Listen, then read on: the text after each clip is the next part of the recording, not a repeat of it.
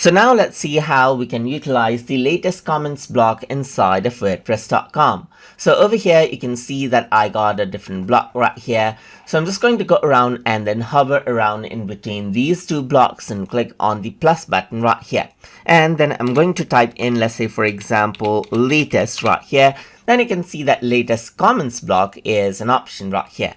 If I were to go ahead and click, then whatever latest comments is there in the particular site, it'll just get listed out right here. For example, you can see that I can see hello here and then nice content right here. I can change around the location of this as with any other block as well, and change around its wide right here just like this to full width. Let's say, for example, align left and so forth right here just like this as well.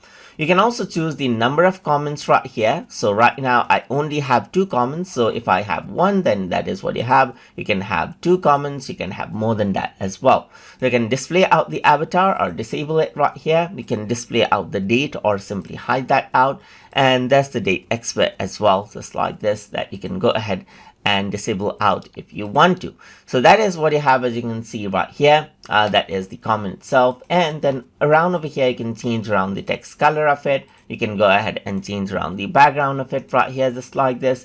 And you can also go ahead and change around the link color according to how you want as well. So as with any other blocks, you can go ahead and change around the size of the block as well, and change around the padding of this as well, just like this. You can go ahead and change around the margin right here, just like this. So this is how you can go ahead and then work around with the latest comments block inside of wordpress.com. So hope you guys learned something as always. And as always, please like, comment, share, and subscribe.